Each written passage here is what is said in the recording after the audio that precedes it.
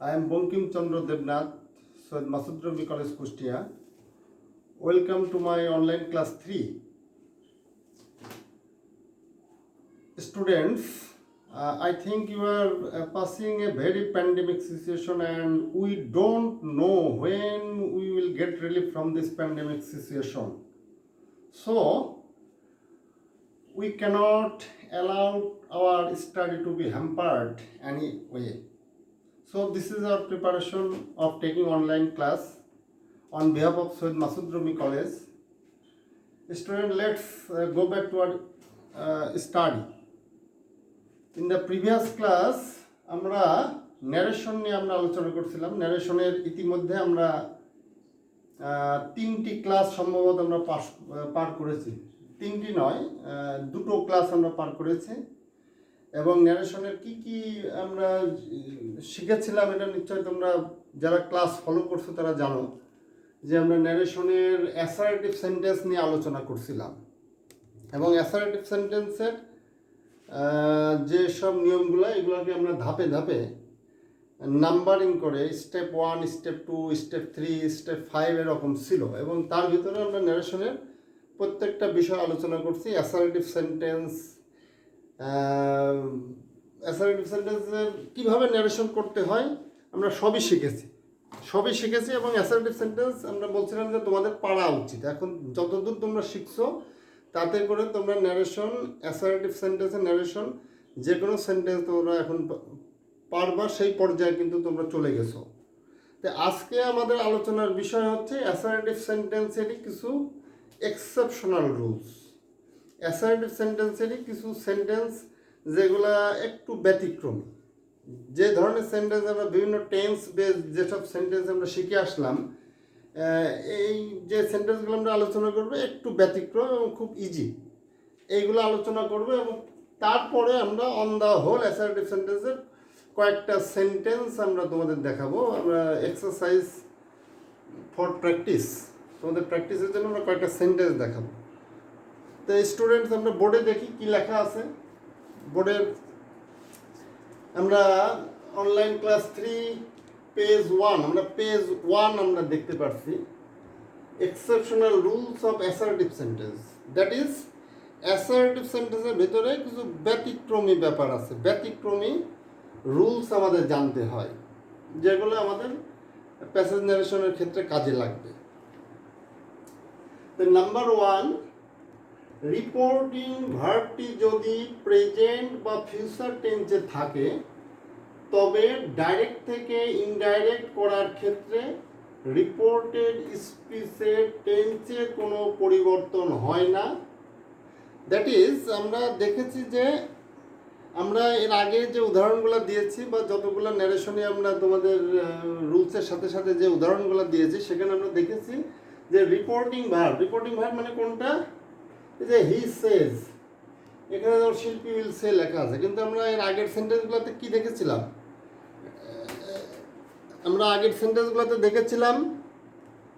এখানে আগে দেখো, আমরা আগের সেন্টেন্সগুলোতে দেখেছিলাম যে রিপোর্টিং ভার্বটা অধিকাংশ ক্ষেত্রে সেড, অমক সেড টু অমক এমন ছিল।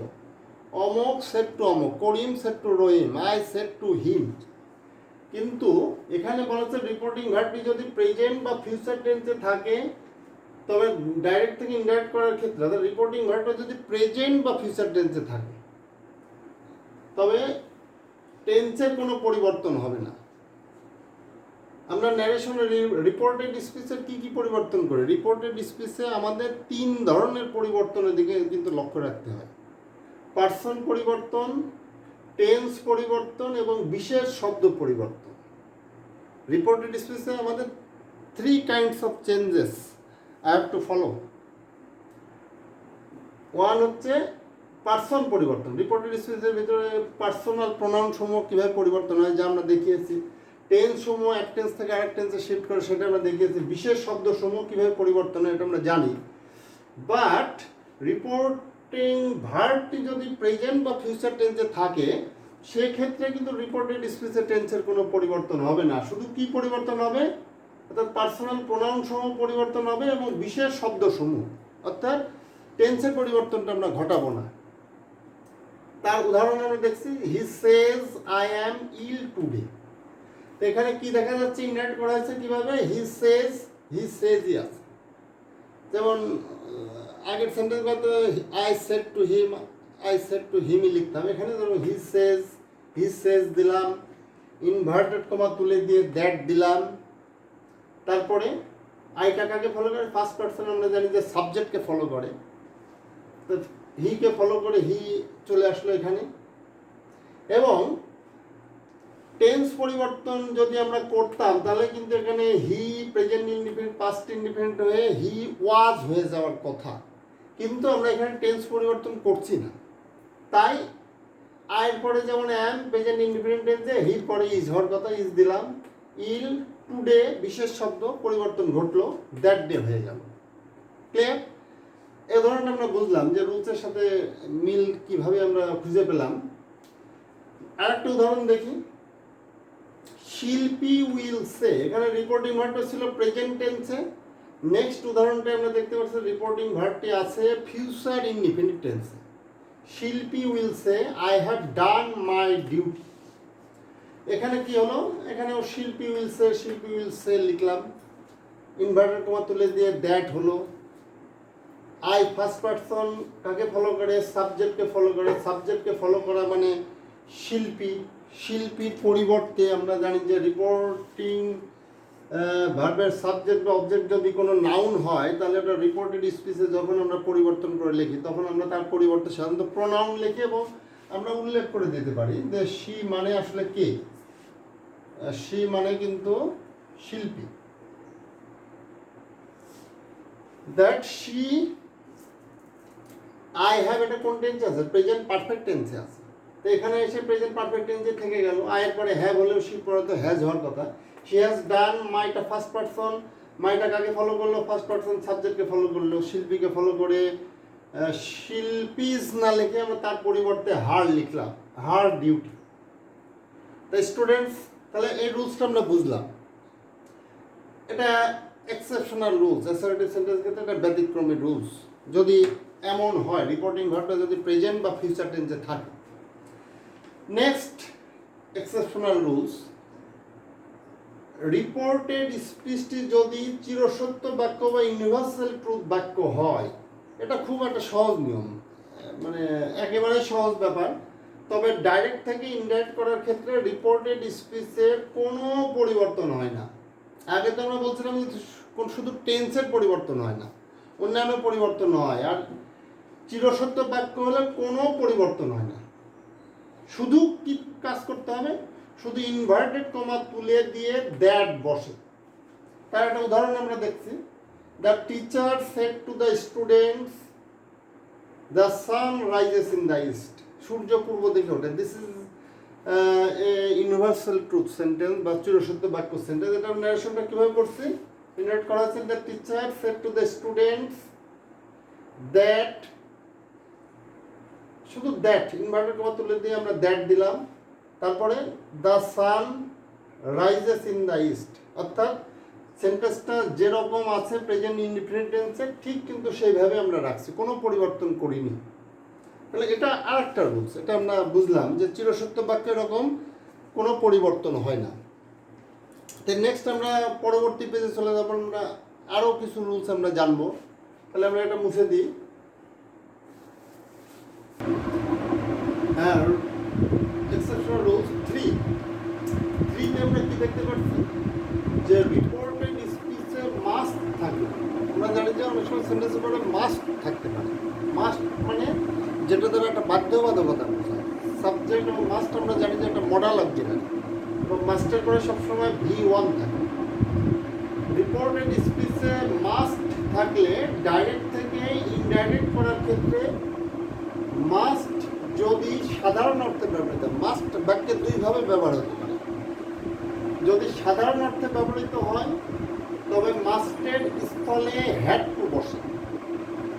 স্টুডেন্ট তোমরা বুঝতে পারছো যে মাস্ট যদি সাধারণ অর্থে ব্যবহৃত হয় তবে মাস্টের স্থানে হ্যাড টু বসবে। তবে মাস্ট দ্বারা যদি চিরকালীন বাধ্যবাধকতা বোঝায় তবে মাস্টের কোনো পরিবর্তন হয় না। ফ্যান টপ করো। তবে মাস্টের কোনো পরিবর্তন হয় না। যেমন প্রথম সেন্টেন্সটা আমরা করবো ন্যারেশনটা, যেমন he said to me you must go there. তো ন্যারেশনটা আমরা করার চেষ্টা করি। এটা সাধারণ বাধ্যবাধকতা বোঝাচ্ছে। একটা হচ্ছে নৈতিক বাধ্যবাধকতা, যেটা আমাদের করতেই হয়, সেটা হচ্ছে মোরাল অব্লিগেশন। আর যেটা আমরা করতেও পারি, অনেক সময় আমরা এটা বাধ্যবাধকতা নয়, আমরা নাও করতে পারি। তাহলে হি সেড টু মি ন্যারেশনটা আমরা করার চেষ্টা করি। হি সেড টু মি, ইনভার্টেড কমার পূর্ব পর্যন্ত লিখতে হবে। আমরা জাস্ট শিখছি যে অ্যাসার্টিভ সেন্টেন্সে ইনভার্টেড কমার পূর্ব পর্যন্ত আগে লিখতে হয়। হি টোল্ড মি দিলেও হতো, কেউ কেউ হি টোল্ড মি দিতে পারে। He said to me that, ইউটা সেকেন্ড পারসন ইউকে ফলো করবে, ইউ মিকে ফলো করবে, তাই না? মিকে ফলো করলে এখানে আই হয়ে যাবে। তাহলে আমরা শিখছি যে মাস্ট দ্বারা যদি সাধারণ অর্থে যদি মাস্ট ব্যবহৃত হয়, তবে মাস্টের স্থানে হ্যাড টু। তাহলে I had to go there. Student, তোমরা বুঝতে পারছো যে মাস্ট এখানে সাধারণ অর্থে ব্যবহৃত হচ্ছে, এই জন্য মাস্টের জায়গায় আমরা হ্যাড টু দিলাম, তাই না? Next sentence, father said to me you must obey your teachers. এটা কিন্তু সাধারণ অর্থে ব্যবহৃত হচ্ছে না, এটা একটা মোরাল অব্লিগেশন, চিরকালীন বাধ্যবাধকতা বা নৈতিক বাধ্যবাধকতা, যে you must obey your teacher, তুমি অবশ্যই তোমার টিচারদেরকে মেনে চলবা। তাহলে আমরা এটা কিভাবে করব? Father said to me that, তাহলে ইউ, এখানেও ইউ মিকে ফলো করলে আই হয়ে যাচ্ছে। এখানে আমরা মাস্টের কোনো পরিবর্তন করব না, মাস্ট মাস্টই থাকবে। আই মাস্ট ওবে ইয়োরটাকে ফলো করছে, ইয়োরও মিকে ফলো করলে ইয়োরটা এখানে আসলে বহু বচন। ইউ মাস্ট ওবে ইয়োর, তুমি অবশ্যই তোমার টিচারদেরকে, এখানে ইউটা আসলে সিঙ্গুলার হতে পারে, তুমি বোঝানো হতে পারে না। ফাদার সেড টু আমাকে বলেছিল, father said to me you must, তোমরা অবশ্যই, এখানে ইউ সিঙ্গুলার মিন করছে, তুমি অবশ্যই তোমার টিচারকে, তোমার টিচারদেরকে মেনে চলবে। তাহলে আই মাস্ট ওবে ইয়োরটা মিকে ফলো করলে মাই হয়ে যাচ্ছে, তাই না? I must ওবে my teachers, I must ওবে my teachers. তাহলে এটা আমরা বুঝলাম। তাহলে মাস্টের বিষয়টা আমরা জেনে নিলাম। মাস্ট সাধারণ অর্থে ব্যবহৃত হতে পারে, মাস্ট নৈতিক বাধ্যবাধকতা অর্থে ব্যবহৃত হতে পারে। সেক্ষেত্রে আমরা কিভাবে করব সেটা আমরা জানলাম। আমরা নেক্সট রুলসে চলে যাব।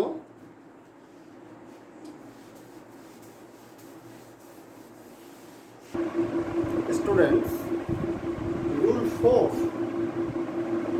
আমরা should, use to, ought to, would, must, would, এগুলো কি হয় আমরা কিন্তু এর আগে দেখাইছিলাম, যখন কোন টেন্স কোন টেন্সে যায় এর যে আমরা তালিকা দিয়েছিলাম, এখানে কিন্তু মডাল অক্সিলারিগুলো কীভাবে পরিবর্তন হয় কি হয় না, এটা কিন্তু আমরা বলেছিলাম যে মডাল অক্সিলারিগুলোর কোনো পরিবর্তন হয় না।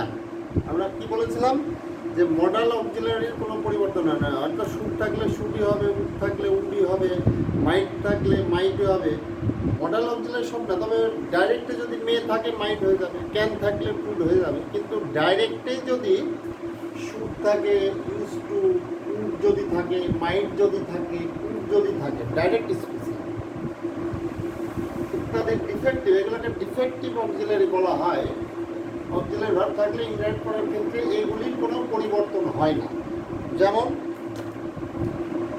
যেমন direct he said it might rain today, এই ন্যারেশনগুলো আমরা করবো, এই ন্যারেশনগুলো আমরা করে দেখাবো যে he said it might rain today, তাহলে মাইটের কোনো পরিবর্তন হবে না। আরেকটা উদাহরণ আছে, father said to me we ought to maintain peace in society, we ought to maintain peace in society, should মানে উচিত, অট টু মানেও কিন্তু উচিত। তাহলে এই ন্যারেশনটা আমরা দেখি কীভাবে করা যায়। তাহলে হি সেড দ্যাট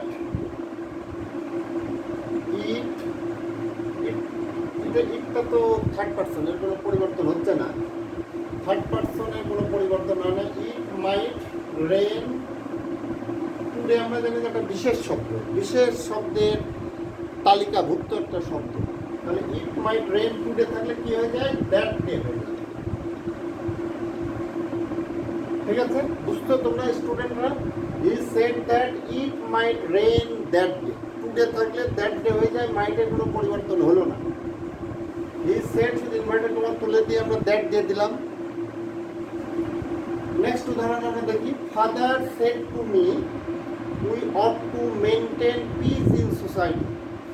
তাহলে এটা কিভাবে শুরু হবে, father said to me that উইটা কোন পারসন, উইটা ফার্স্ট পারসন। উইটা কাকে ফার্স্ট পারসন আমরা জানি যে কাকে ফলো করে,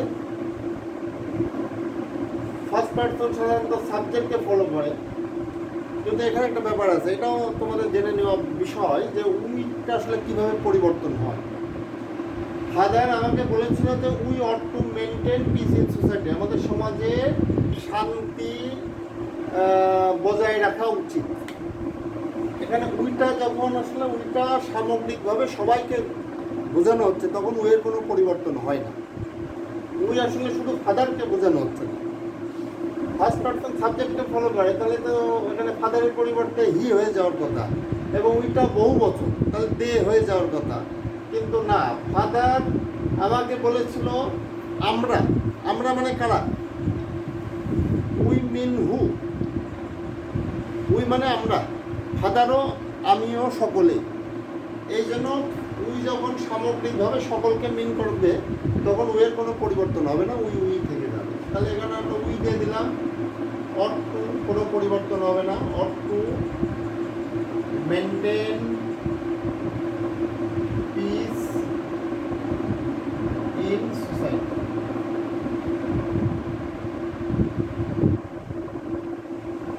ঠিক আছে, রুল 4-এ আমরা চলে আসি। এখানে কি বলা হচ্ছে যে সুর বা অর্থ দ্বারা উপদেশ বা পরামর্শ বোঝালে, সুর বা অর্থ দ্বারা তো পরামর্শই বোঝায়, সুর মানে আমরা জানি যে উচিত, অর্থ মানে উচিত। পরামর্শ বোঝালে সুর বা অর্থ ছাড়াও কিন্তু ডাইরেক্ট থেকে ইনডাইরেক্ট করা যেতে পারে। সেটা কীভাবে করা যেতে পারে আমি সেটা দেখবো। ফাদার সেড, এখানে আমরা একভাবে করলাম ইউ শুড লেবার হার্ড, এই সুর বা অর্থকে আমরা অমিট করে দিয়ে একভাবে করতে পারি। সেটা কীরকম,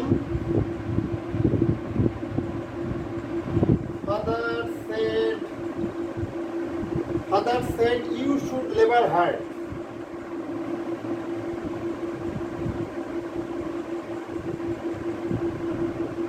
You should labor hard. এখানে একটা ব্যাপার আছে যে ইউটা কাকে ফলো করছে, ইউটা কাকে ফলো করছে এখানে কিন্তু নাই। এখানে আমরা এটা আমরা নেক্সট রুলসে আমরা শিখাই দেবো যে ইউ যখন সেকেন্ড পারসন অবজেক্টকে ফলো করে, অবজেক্ট যদি না থাকে তাহলে আমাদের কি করতে হবে। সেক্ষেত্রে আমরা একটা ধরে নিতে পারি, father said to the listener. এখানে তো একটা অবজেক্ট থাকার কথা, ফাদার বলছে তো কাউকে উদ্দেশ্য করে বলছে, তাই না? যদি রিপোর্টিং ভার্বের অবজেক্ট যদি উজ্জ থাকে, সাইলেন্ট থাকে, সেক্ষেত্রে আমাদের ধরে নিতে হবে, কি ধরে নিতে হবে, লিসেনার। অর্থাৎ একজন বক্তা থাকে, একজন শ্রোতা থাকে, যে বক্তা তাকে বলা স্পিকার। এখানে ফাদার হচ্ছে স্পিকার, কিন্তু লিসেনারটাকে দ্যাট ইজ নট ক্লিয়ার, সেক্ষেত্রে আমরা ধরে নিলাম father said to the listener. অর্থাৎ সেড উপরে একটা অবজেক্ট দিতে হবে, রিপোর্টিং ভাবে অবজেক্ট দিতে হবে, যদি থাকে দিতে হবে, যদি না থাকে দিব না, না থাকলে আমাদের এরকম ধরে নিতে হবে। এবং তারপরে টু প্লাস রিপোর্টিং, রিপোর্টেড স্পিচের ভার্ব, ভার্ব কোনটা, লেবার, টু লেবার হার্ড। অর্থাৎ সুরটাকে আমরা অমিট করে দিলাম। একইভাবে পরেরটা আমরা দেখি, এটাও ঠিকভাবে একইভাবে, বেলাল সেড টু মি, এখানে তো টু মি আছে, তাই না? Belal said to me, you, you কাকে ফলো করছে, মিকে ফলো করছে, সেটা আমাদের প্রয়োজন নাই, এখানেও লিসেনার যেহেতু দিয়ে দিছে। Belal said to me two walk in the morning.